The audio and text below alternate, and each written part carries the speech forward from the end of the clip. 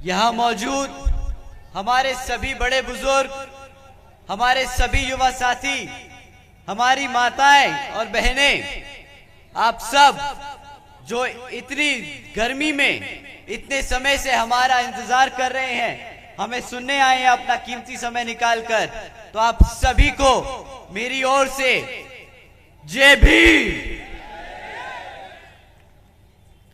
साथियों, आज मैं अपनी बात आप सबके बीच में रखने से पहले हम अपने सभी संतों, गुरुओं, महापुरुषों को, जिसमें खासकर महात्मा ज्योतिबा फूले, छत्रपति शाहू जी महाराज, नारायण गुरु, पेरियार रामास्वामी जी व बाबा साहब डॉक्टर भीमराव अंबेडकर जी एवं मान्यवर साहब श्री काशीराम जी को नमन करता हूं। साथ ही जैसा कि आप जानते हैं, हमारी बहुजन समाज पार्टी की राष्ट्रीय अध्यक्ष व उत्तर प्रदेश की 4 बार रही मुख्यमंत्री व पूर्व सांसद आदरणीय बहन जी के नाम से लोकप्रिय आदरणीय बहन कुमारी मायावती जी को भी तहे दिल से आभार प्रकट करता हूं,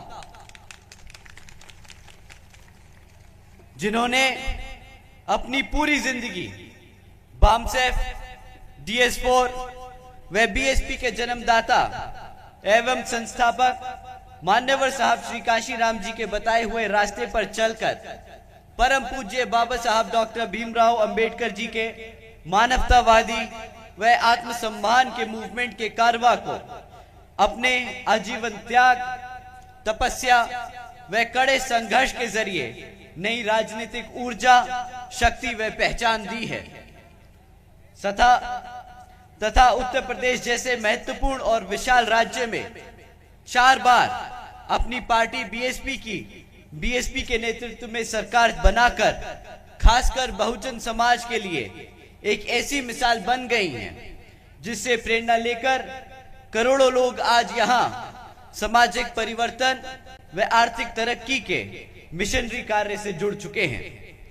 इतना ही नहीं, बल्कि मैं खुद भी उनके इस नेतृत्व से प्रभावित होकर BSP मूवमेंट से जुड़ा हूं और उनके पद चिन्हों पर चलकर उस मिशनरी दायित्व, कर्तव्य व फर्ज को पूरी तरह निभाने की कोशिश करता रहूंगा, जैसे कि जिसके लिए बहुजन समाज के मसीहा परम पूज्य बाबा साहब डॉक्टर भीमराव अंबेडकर जी आजीवन कड़ा संघर्ष करते रहे। साथियों, जैसा कि आप जानते हैं, ये लोकसभा चुनाव का समय चल रहा है और दुश्मन साम दाम दंड भेद का इस्तेमाल करने की पूरी कोशिश करेगा। और साथियों, ये आज की नहीं, ये बरसों पुरानी परंपरा है यहाँ विरोधी पार्टियों की कि वो नए तरीके ढूंढते रहते हैं बहुजन समाज पार्टी के कार्यकर्ता को, समर्थकों को अंदर से गुमराह करने का, परेशान करने का, इस मूवमेंट को कमजोर करने का। परंतु साथियों, आजकल दुश्मन ने एक नई तरीका निकाला है। माइक चुप रहा है थोड़ा सा। दुश्मन ने एक नया तरीका निकाला है हमारे संगठन को, हमारे कार्यकर्ता को अंदर से कमजोर करने का। साथियों, वो आजकल नए बहरूपियों की तरह हमारी पार्टी के बीच में आकर एक कार्यकर्ता का रूप लेकर, एक नेता का रूप लेकर हमारे संगठन में हमारे कार्यकर्ताओं को, हमारे समर्थकों को गुमराह करने का काम करते हैं।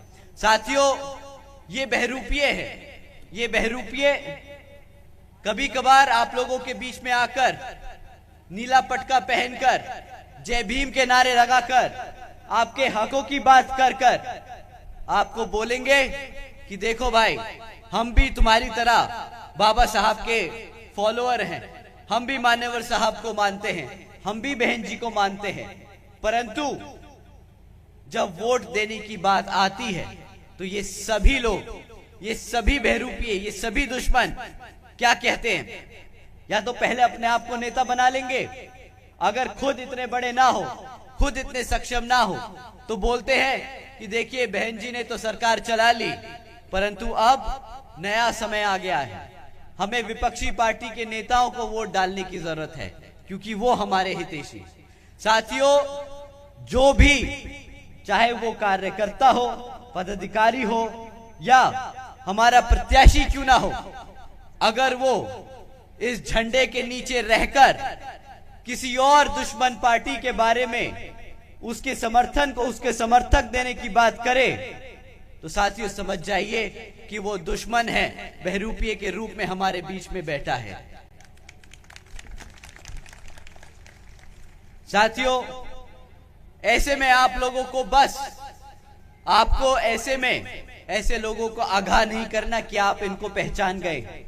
आपको बस अपना रिश्ता, आपका रिश्ता सीधा बहन जी से है और बहन जी तक आप अपने आप को कैसे बताएंगे कि आप बहन जी और बहुजन समाज पार्टी के साथ हैं? हाथी के निशान के सामने वाला बटन दबाकर। तो साथियों, चाहे दुनिया में कोई कुछ भी कहे, अगर आप दिल से मान्यवर साहब कांशीराम जी को मानते हैं, अगर आप दिल से बहुजन समाज पार्टी की राष्ट्रीय अध्यक्ष बहन जी को मानते हैं, तो आपका वोट हमेशा हाथी को ही जाना चाहिए, चाहे दुनिया में कोई कुछ भी कहे। साथियों, ये बहरूपिये किस्म किस्म की बात करते हैं। ये कहते हैं कि हाथी किताबों के बोझ में दब रहा है, परंतु साथियों हकीकत कुछ और है। आप जानते हैं ना कि आप लोगों की वजह से, आप लोगों के 10-10, 20-20 रुपए चंदे देने की वजह से ये पार्टी चलती है, ये मूवमेंट चलता है। बताइए आप मानते हैं कि नहीं मानते हैं? साथियों, जो ये लोग बोलते हैं कि हाथी किताबों के बोझ में दब रहा है, तो उनसे आपको एक सवाल करना होगा। आप उनसे पूछिएगा कि भाई अभी इलेक्टोरल बॉन्ड्स के बारे में खबर आई थी, उनमें कितनी पार्टियों को चंदा मिला धरना सेठों से, और कौन सी एक लौती पार्टी थी जिसको किसी भी धरना सेठ से कोई चंदा नहीं मिला? आपको आपका जवाब मिल जाएगा। साथियों, आप जानते हैं ना कि पिछले 6 साल में करीब 25 राजनीतिक दलों ने करीब 16,500 करोड़ रुपए इन धरना सेठों से लिया, परंतु आपकी बहुजन समाज पार्टी एक लौती पार्टी है जो अपने कार्यकर्ता, अपने समर्थनों के तन मन और धन से चलती आई है। तो साथियों, ये आपकी मेहनत है, ये आपकी मेहनत है कि जो आज बहुजन समाज पार्टी यहां तक पहुंच पाई है, एक राष्ट्रीय पार्टी बन पाई है। तो एक बार जोरदार तालियां हमारे सभी मेहनतकश कार्यकर्ता और समर्थकों के लिए। साथियों, बीएसपी केवल यहां उत्तर प्रदेश में ही नहीं बल्कि पूरे देश में बड़े बड़े पूंजीपतियों व धरना सेठों के सहारे से नहीं, बल्कि अपने समर्थकों, कार्यकर्ताओं के तन मन धन से अकेले अपने बलबूते पर यहां उत्तर प्रदेश में और उत्तर प्रदेश के साथ साथ पूरे देश में अकेले ही चुनाव लड़ रही है। और साथियों, ये इस चुनाव की बात नहीं, जब से बहुजन समाज पार्टी अस्तित्व में आई है तब से वो आपके ही तन मन और धन से चलती आई है। तो साथियों, एक बार मैं ये मौका आप लोगों को शुक्रिया अदा करने के लिए लेता हूं कि आप लोग अपना कीमती समय निकालते हैं, आप लोग अपनी मेहनत की कमाई से इस पार्टी को सींचते हैं और चलाते हैं। तो आप लोगों को मेरी ओर से बहुत बहुत धन्यवाद। साथियों, चुनावी समय है और विपक्षी पार्टियां आप लोगों के बीच में आकर आपसे वोट मांगने का काम करेंगी, परंतु साथियों, इस बारी आप लोगों को अंधाधुंध किसी पे भी विश्वास नहीं करना है। इस बारी आप हर पार्टी से उसके शासनकाल के समय का रिकॉर्ड मांगिए कि अगर भाजपा है तो पिछले 10 साल से वो सत्ता में रही, तो उसने पिछले 10 सालों में हमारे समाज के लिए क्या काम किए, आपको ये रिकॉर्ड मांगना होगा। विपक्षी पार्टियां और भी विभिन्न पार्टियां आएंगी, कांग्रेस आएगी, समाजवादी आएगी, परंतु इस बारी रिकॉर्ड के बेसिस पे आप लोगों को वोट करना है। साथियों, अगर भाजपा की बात करें तो हमारे को सिर्फ 3 मुद्दे उठाने हैं। आपको 3 मुद्दों पे उनसे सवाल करना है। आपको सवाल करना है उन पे शिक्षा के बारे में, सुरक्षा के बारे में और हमारे रोजगार के बारे में। साथियों, अगर शिक्षा पे आपको सवाल करना है तो आप लोगों के बीच में मैं तीन जरूरी बिंदु छोड़ के जा रहा हूं जिन पे आप उनसे सवाल कर सकते हो। साथियों, क्या आप जानते हैं कि बीजेपी की सरकार पिछले 10 साल से सत्ता में है और सरकारी स्कूलों की हालत बद से बदतर होती जा रही है। हमारे ज्यादातर बच्चे सरकारी स्कूलों में ही पढ़ते हैं। कितने बच्चे हैं जो यहां से सरकारी स्कूलों में पढ़ के निकले हैं? हाथ उठाइए साथियों। पंडाल में सबका हाथ खड़ा है। साथियों, आप जानते हैं जब आप लोग पढ़ रहे थे तो बहन जी का शासनकाल था और उत्तर प्रदेश में सरकारी स्कूलों पर खास ध्यान दिया गया था। आप जानते हैं 1 लाख से अधिक पढ़ाई शिक्षकों की सरकारी भर्ती की गई थी ताकि हमारे बच्चों को सही मायने में अच्छी शिक्षा मिल सके। परंतु साथियों, जब से भाजपा की सरकार सत्ता में आसीन है तब से इतना बुरा हाल हो चुका है कि एक रिसेंट अभी कुछ पहले एक सर्वे आया था, उसमें पता चला कि ज्यादातर 8वीं कक्षा के बच्चे ना गुणा भाग कर पाते हैं, ना अंग्रेजी में बात कर पाते। साथियों, अगर हम अपने बच्चों को ठीक तरीके से पढ़ा लिखा नहीं पाएंगे तो कैसे उनको अपने पैरों पर खड़ा कर पाएंगे? हमारे यहाँ बड़े बुजुर्ग बैठे हैं, हमारी माताएं बैठी हैं। बताइए माँ, आप बताइए कि आपको लगता है अगर आपका बच्चा पढ़ लिख नहीं पाएगा तो क्या आप कभी अपने पैरों पर खड़ा हो पाएगा कि नहीं? बताइए, नहीं। साथियों, शिक्षा वो ऐसी चीज है जो अगर कोई सरकार जिससे खिलवाड़ करे वो आपका भविष्य खराब कर सकती है, वो आपका भविष्य खराब कर सकती है। साथियों, बाबा साहब ने एक बहुत अच्छी लाइन बोली थी। बाबा साहब कहते थे कि दोस्तों, कि भाइयों बहनों, शिक्षा वो शेरनी का दूध है जो पिएगा वो दहाड़ेगा।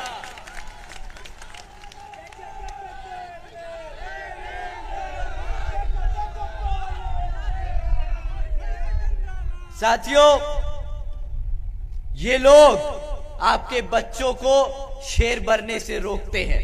ये चाहते नहीं कि हमारा युवा जिस तरीके से दहाड़ सकता है वो दहाड़े, क्योंकि जब युवा दहाड़ता है तो बैठे बैठे जो गद्दी में बैठते हैं ना, उनकी भी हालत खराब होने लगती है।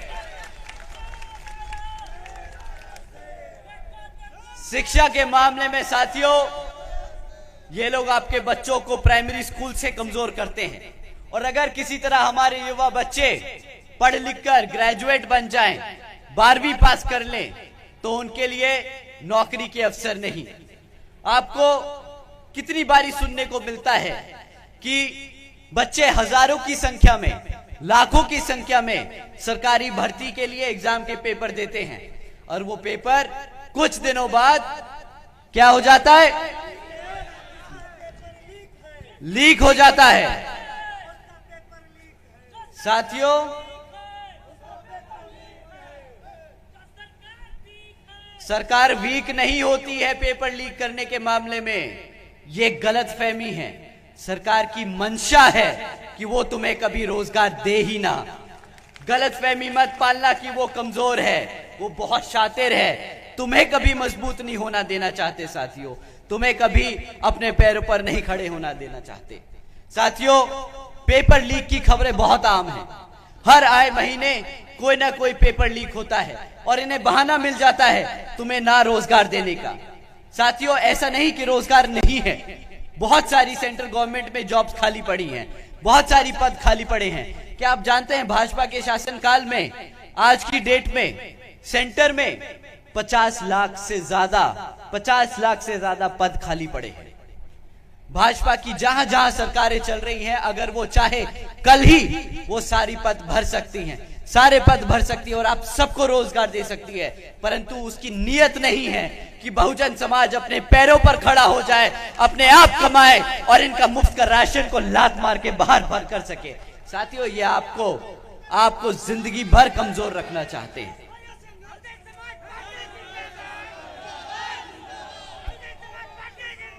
साथियों,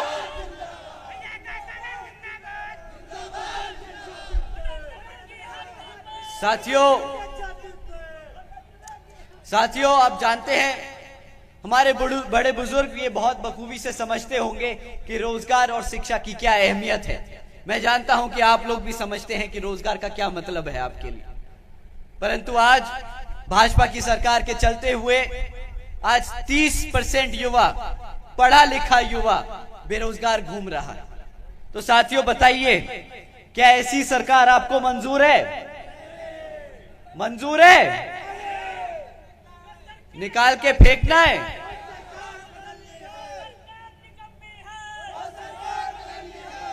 साथियों सरकार अब बदलनी नहीं है।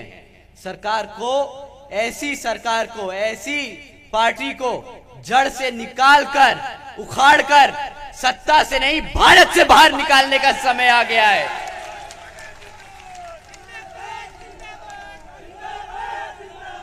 साथियों ये आपके बच्चों को पढ़ने नहीं देते, ये आपके बच्चों को रोजगार नहीं देते, और जब इन्हें समझ आ जाता है कि अगर बच्चा पढ़ेगा नहीं, लिखेगा नहीं, भूखा घूमेगा, तो इसका ध्यान कैसे भटकाएंगे।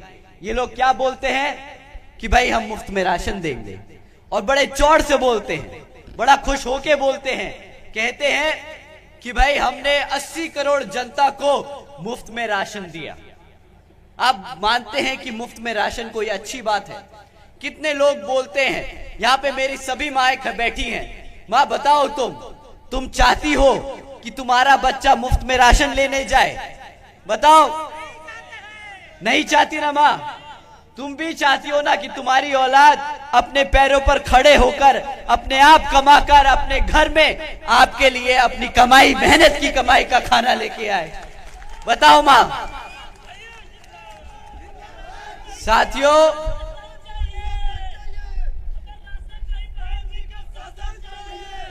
राशन नहीं चाहिए, बहन जी का शासन चाहिए।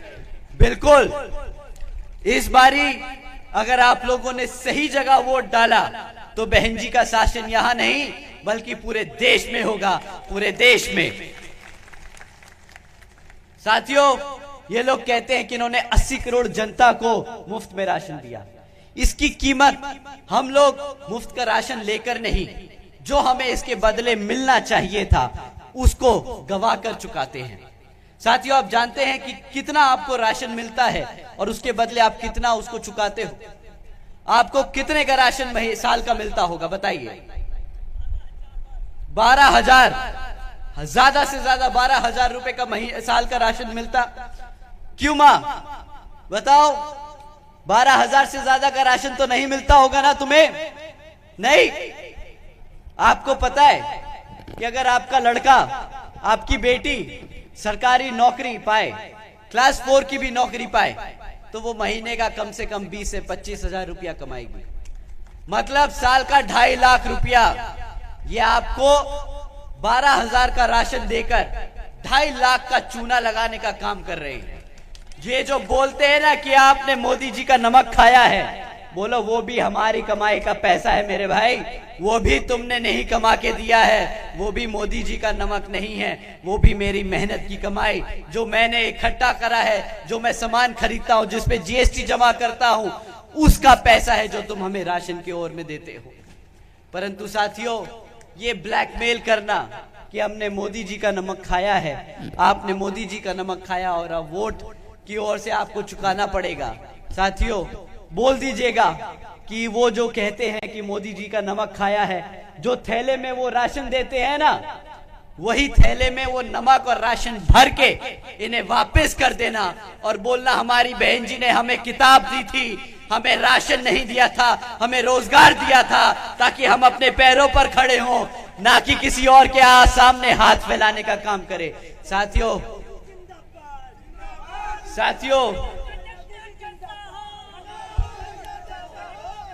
मुफ्त का राशन नहीं चाहिए, रोजगार चाहिए। साथियों इन्होंने आप लोगों को वादा किया था 2014 में कि सालाना 2 करोड़ नौकरी देंगे। अब 2 करोड़ नौकरी नहीं आई। उन्होंने ये भी कहा था कि महंगाई कम करेंगे। यहाँ पे कितने लोग हैं जिनको महंगाई महंगी लग रही है और कितने लोग हैं जिनको लगता है महंगाई कम हो गई? बताइए किनको लगता है महंगाई कम हो गई यहां पे? ना मेरे को मत जूता फेंक के मारना भाई, मैं नहीं था सत्ता में। जो लोग थे उन्हें मारने का काम जरूर कर सकते हो आप। कितने लोगों को लगता है महंगाई बढ़ गई? सबको लगता है महंगाई बढ़ गई? बिल्कुल भाई साहब, जो 2014 में 400 रुपए का गैस सिलेंडर था, आज उसकी कीमत क्या पहुंच चुकी है? 1200। अभी 1200 है। जरा आज का मतदान होने दीजिए, अगले मतदान होने से पहले वो गैस का सिलेंडर का दाम गिरा देंगे। और जिस दिन अगर गलती से सत्ता में आ गए तो फिर वही दाम जो अभी गिरा रहे हैं वो फिर से इसे 1100-1200 रुपए कर देंगे। साथियों, ये वो लोग हैं जो सामने से आकर आपको चूना लगाने का काम कर रहे हैं। साथियों, इन लोगों की मीठी बातों में मत आना, इन लोगों की मीठी बातों में मत आना। साथियों, अभी कुछ दिन पहले बीजेपी के एक बड़े नेताजी ने बोला था कि भाई आप लोग यूपी की सरकार को बुलडोजर की सरकार कहकर बदनाम कर रहे हैं। उन्होंने कहा था कि जो लोग यूपी की सरकार को बुलडोजर की सरकार बोल रहे हैं उन्हें अपने आंखें खोलनी चाहिए और देखना चाहिए कि कितना डेवलपमेंट, कितना उद्योग यहां पर यूपी में आया है। तो साथियों, वो हमारे बड़े नेता हैं, वो देश के एक बहुत ही ऊंचे पद पे बैठे हैं। तो जब वो कहते हैं कि हमें अपनी आंखें खोल के देखनी चाहिए कि यूपी में क्या क्या काम हुए, तो हमने बिल्कुल वही किया। हमने अपनी आंखें खोली और देखा कि किस तरह पिछले 1 साल में यहाँ यूपी में 65,000 से ज्यादा हमारी माताओं बहनों पर अत्याचार के केस दर्ज किए गए। बताइए साथियों, क्या यही है डेवलपमेंट का नाम? क्या यही है विकास कि हम अपनी बहन बेटियों को सुरक्षा नहीं दे पा रहे? क्या यही है विकास? बताइए। नहीं साथियों, बहन बेटियों को नहीं सुरक्षा दे पाए विकास के नाम पर। दूसरी ओर जब हमने और इंफॉर्मेशन ढूंढने की कोशिश करी और जानकारी हासिल करने की कोशिश करी तो पता चला कि 400 से ज्यादा किसान भाइयों ने पिछले साल ही यहाँ यूपी में अकेले आत्महत्या कर ली। इनकी गलत नीतियों के चलते रहते हमारे किसान भाइयों ने आत्महत्या कर। यही है डेवलपमेंट का नाम? बताइए साथियों, क्या यही है डेवलपमेंट? साथियों, इनकी जो विफलताएं की लिस्ट है ना, वो बहुत लंबी है। चाहे वो क्राइम हो, चाहे वो लॉ एंड ऑर्डर हो, चाहे वो डेवलपमेंट हो, चाहे वो रोजगार हो, ये सरकार किसी भी मुद्दे पर आज आप लोगों के सामने, आपके बीच में आकर वोट नहीं मांग सकती। क्योंकि जब आप इनसे सवाल करोगे कि क्या मेरे बेटे को रोजगार मिला, क्या मेरी बेटी को शिक्षा मिली, क्या मेरे बड़े बुजुर्गों को सुरक्षा मिली, इनके पास हर चीज का सिर्फ एक ही जवाब होगा, नहीं भाई, नहीं हम दे पाए, नहीं दे पाए हम रोजगार, नहीं दे पाए हम सुरक्षा, नहीं दे पाए हम यहां पर सेफ्टी और सिक्योरिटी। साथियों, ये लोग आप लोगों से वोट मांगने के लिए और मीठी बातें करेंगे। कहेंगे कि भाई हमने राशन तो दिया था, तो अब आप लोगों को वोट तो देना पड़ेगा, परंतु आप बताइएगा कि रोजगार का वादा किया था, राशन का नहीं। इसलिए जब रोजगार आएगा तब आप लोग हमारे बीच में आना। जब तक रोजगार नहीं है तब तक आप लोगों की शक्ल देखने की हमें जरूरत नहीं है। साथियों, भाजपा की तरह समाजवादी पार्टी के लोग भी आप लोगों के बीच में आकर वोट मांगने का काम करेंगे, परंतु यहां पर बैठे हमारे सभी भाई बहन जानते हैं कि 2022 में जिस समाज ने इनको एक तरफा वोट डाला था, आज जब उस समाज पर अत्याचार होता है तो इस समाजवादी पार्टी के किसी भी नेता से एक बार भी उस समाज के लिए एक बार भी कोई चू नहीं निकलती कि उसके लिए हकों की लड़ाई लड़ सके। बताइए साथियों, मैं गलत बोल रहा हूं कि नहीं? सही? साथियों, ये हमारे समाज को बचा तो नहीं सके, परंतु जब रिजर्वेशन एंड प्रमोशन का बिल राज्यसभा में रखा जाता है तो ये सबसे पहले आगे बढ़कर वो बिल फाड़ने का काम करते हैं, उसका विरोध करते हैं। साथियों, ये वो लोग हैं जो समाज ने वोट डालता है उसके लिए तो लड़ते नहीं, बट जिस समाज से ये आते हैं उस समाज को अगर रिजर्वेशन मिल जाए तो ये उसके हमेशा खिलाफ खड़े रहते हैं। तो साथियों, क्या बताइए, क्या ऐसी पार्टी आपके हकों की बात करेगी, आपके हकों के लिए लड़ेगी? तो क्या उस पार्टी को आपका वोट बनता है कि नहीं? साथियों, इसी तरह कांग्रेस भी आप लोगों के बीच में आएगी। वो लोग आपके बीच में आकर आपसे वोट मांगने का काम करेंगे।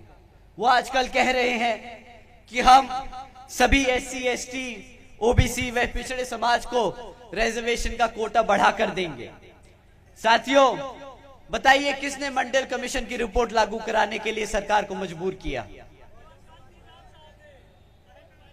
भाई साहब, पूरे देश में पता होना चाहिए कि मंडल कमीशन की रिपोर्ट किसने लागू करी। बताइए किसने लागू करवाई?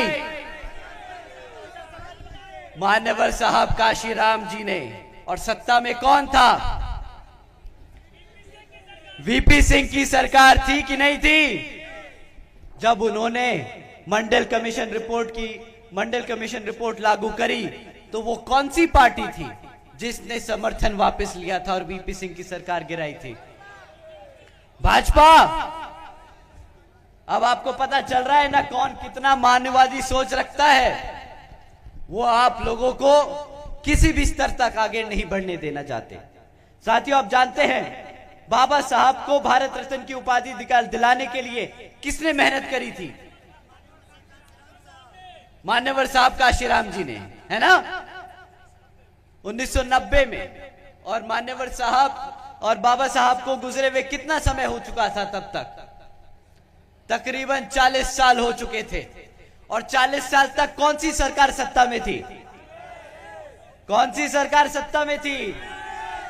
ये वही सरकार है जो आज आपके सामने भीख मांग रही है वोटों के लिए। साथियों, जब आज इनका अस्तित्व खतरे में है तो इन्हें बहुजन समाज की याद आ रही है, हमारे लोगों की याद आ रही है। कहां गया था वो बहुजन समाज जब तुम सत्ता में थे? कहां गया वो बहुजन समाज जब बाबा साहब डॉक्टर भीमराव अंबेडकर जी को भारत रत्न उपाधि देनी थी? बताइए साथियों। तो आपको लगता है कि कांग्रेस पार्टी को वोट बनता है? तो साथियों, अगर ये लोग भी आपके बीच में आए तो ये जो झंडा, हाथ वाला झंडा लेके आते हैं, वो उनके हाथ में थमाकर इन्हें बोलिएगा कि भाई, ये उत्तर प्रदेश में आपके लिए कोई जगह नहीं, हमारी नेता हमारे साथ खड़ी है। बताइए साथियों, बात सही कि नहीं? साथियों, इतना ही नहीं, अगर मैं और समय इन लोगों की विफलताओं और इनकी कमजोरियों पे निकाल दूंगा तो आप लोगों को गर्मी कम नहीं लगेगी, आप लोगों को तकलीफ ज्यादा होगी। तो मैं आपको बहन जी के कार्यों के बारे में बताना चाहूंगा। आप लोगों को ज्यादा समय नहीं लेता क्योंकि आप बहुत देर से इंतजार कर रहे हैं।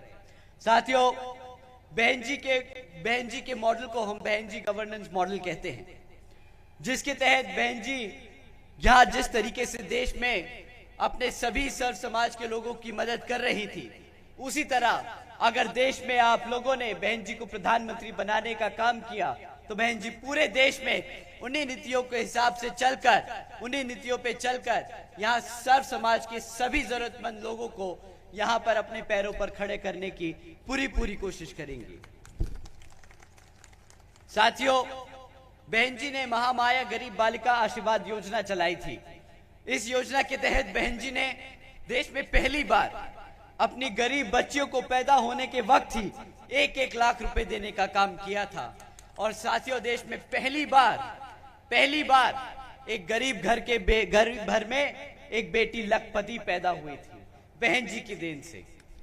साथियों, इतना ही नहीं बल्कि बहन जी ने सावित्रीबाई फूले बालिका आशीर्वाद योजना भी चलाई थी, जिसके तहत बहन जी ने प्रदेश की हर एक बच्ची को 12वीं तक की शिक्षा मुफ्त कराने के लिए काम किया था।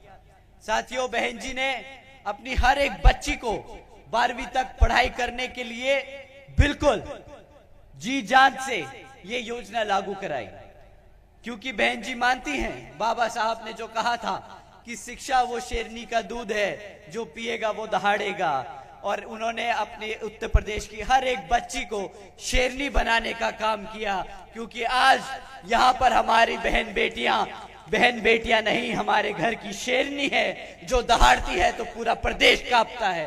क्यों, बता दीजिए, क्यों मेरे भाइयों, बता दीजिए, आपकी बहनें दहाड़ती है कि नहीं? साथियों, बहन जी मॉडल ऑफ गवर्नेंस के तहत बसपा की सरकार ने प्रदेश के व्यवसायिक technical institutes, colleges, engineering colleges, polytechnic एवं इंडस्ट्रियल ट्रेनिंग इंस्टीट्यूट्स में हमारे पिछड़े समाज के छात्रों के लिए 27% आरक्षण, सीटों में 27% आरक्षण की व्यवस्था तय की थी। इतना ही नहीं, बल्कि सरकारी कॉलेजेस और इंस्टीट्यूट्स में जो स्टूडेंट हॉस्टल्स हैं, उनमें भी 27% आरक्षण की व्यवस्था तय करी हमारे सभी पिछड़े समाज के साथियों के लिए। साथियों, इसी क्रम में बहन जी ने महामाया आवास योजना के तहत सभी SC, ST, OBC व आदिवासी समाज के परिवारों को अपना खुद का घर देने का काम किया। साथियों, बहन जी ने यही बुलडोजर से गुंडे माफियाओं के अवैध धंधे बंद किए और फिर हमारे गरीब साथियों को खुद का छत, खुद का घर देने का काम किया। यहां जिस तरह बुलडोजर की सरकार गरीब लोगों का घर उजाड़ती है, उसके विपरीत चलकर बहन जी ने हमारे सभी गरीब भाई बहनों को खुद का घर देने का काम किया। साथियों, इतना ही नहीं, बल्कि बसपा की सरकार के दौरान कृषि एवं संबंधित कार्यों में मिनिमम वेजेस को 55 रुपए से बढ़ाकर 100 रुपए प्रतिदिन कर दिया गया था और अन्य पिछड़े वर्गों के क्रीमी लेयर की वार्षिक आय को भी 3 लाख रुपए से बढ़ाकर 5 लाख रुपए कर दिया गया था।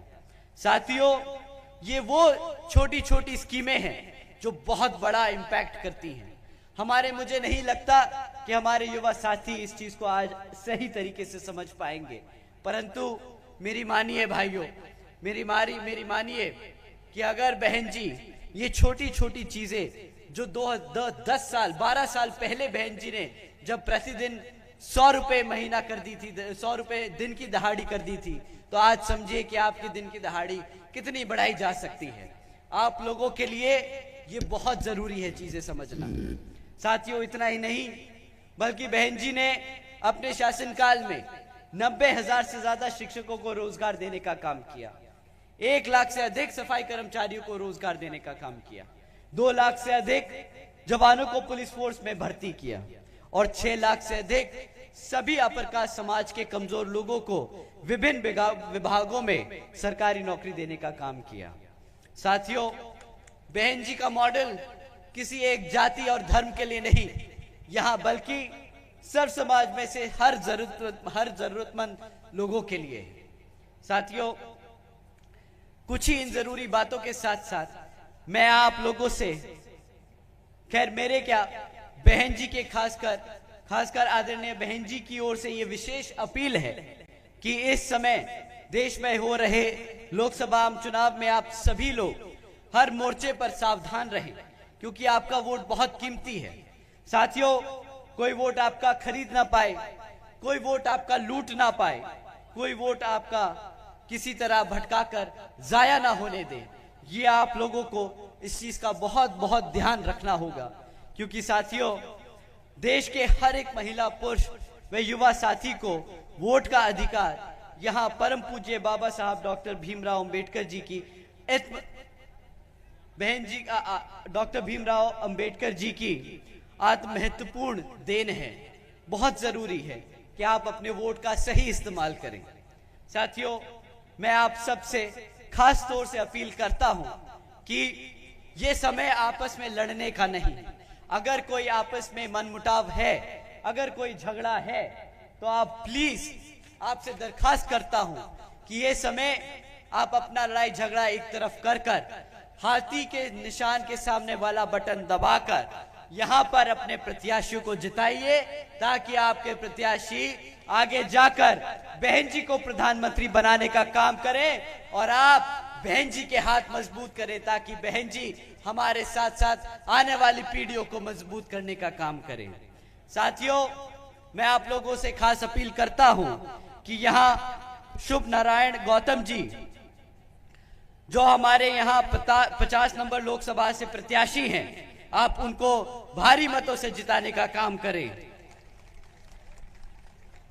डॉक्टर जगन्नाथ पाल जी, जो 51 लोकसभा से हमारे प्रत्याशी हैं, आप उन्हें भी भारी वोटों से जिताने का काम करें।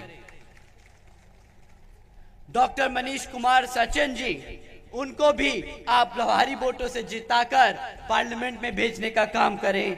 साथ ही साथ प्रथमेश मिश्रा जी, इनको भी आप भारी वोटों से जिताकर पार्लियामेंट में भेजने का काम करें। और इरफान अहमद जी, इनको भी आप भारी वोटों से जिताकर पार्लियामेंट में भेजने का काम करें। आप लोगों से ये पुरजोर अपील करते हुए और एक बार आप सभी का दोबारा से धन्यवाद करते हुए आपसे रजा लेता हूं। जय भीम, जय भारत।